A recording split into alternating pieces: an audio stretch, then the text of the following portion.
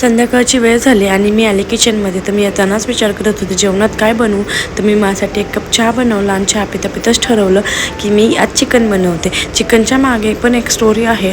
लग्न जमल्यावरती अक्षय मला बोलायचा की तू मुळशीमध्ये राहते तर आपण तिकडं जाऊन हॉटेलमध्ये चिकन खाऊया, कारण की मुळशीमधलं चिकन तर तुम्हाला माहिती आहे किती प्रसिद्ध आहे. तर आम्ही जायचो. आणि एक दिवशी तो घरी आला होता तर त्याला मी असं महाराष्ट्रीयन पद्धतीने चिकन रेसिपी बनवून दिली होती. तर त्याला ती खूप आवडली आणि कधी पण आमच्या घरी चिकन बनवायचं असेल तर तो मला म्हणतो त्यावेळेस कशी बनवली ती तू सेम तशीच बनव. तर चला आज मी तुम्हाला त्याच पद्धतीने चिकन रेसिपी बनवून दाखवते. तर मी इथे सगळे जे काही मसाले होते ते सगळे घेतले होते आणि त्याच्यानंतर त्याची मी अशी बारीक पेस्ट करून घेतली.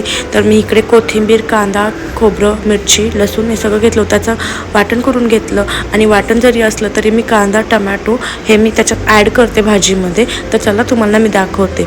आणि त्याच्यानंतर चिकन पण अर्धा किलो होतं, ते स्वच्छ धुवून मी हळद मीठ लावून घेतलं होतं. आणि फक्त घरचा मसाला, मिरची पावडर आणि चिकन पावडरच घेतली होती. कढई मी ताप्यात ठेवली, त्याच्यामध्ये कांदा ॲड केला, छान लाल होईपर्यंत परतून घेतला. मग त्याच्यामध्ये टमॅटो ॲड करून घेतलं आणि छान तेल सुटेपर्यंत ते दोन्ही परतू दिलं. त्याच्यामध्ये जे वाटण केलं होतं ते त्याच्यामध्ये ॲड केलं आणि ते पण छान असं तेल सुटेपर्यंत परतून घेतलं. तर माझ्याकडे कोथिंबीर आज कमीच होती तर तेवढी मी त्याच्यात ॲड केली. घरचा मसाला ॲड केला, चिकन मसाला ॲड केला आणि मिरची पावडर त्याच्यामध्ये मी ॲड केली.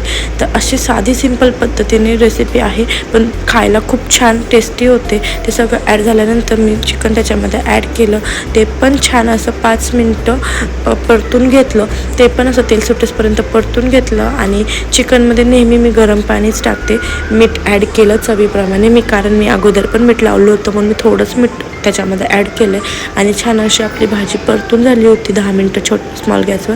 त्याच्यानंतर गरम केलेलं पाणी मी त्याच्यामध्ये ॲड केलं आणि भाजी खूप छान होते. नेहमी गरम पाणीच करून चिकनमध्ये टाका, खूप छान लागते. आणि माझी भाजी खूप तयार झालेली आहे. जेवढी कोथिंबीर होते तेवढी मी त्याच्यामध्ये ॲड केले. आणि आज तर अक्षय खूप खुश असणार आहे कारण की त्याचप्रमाणे मी भाजी बनवली आहे. तर हे बघा.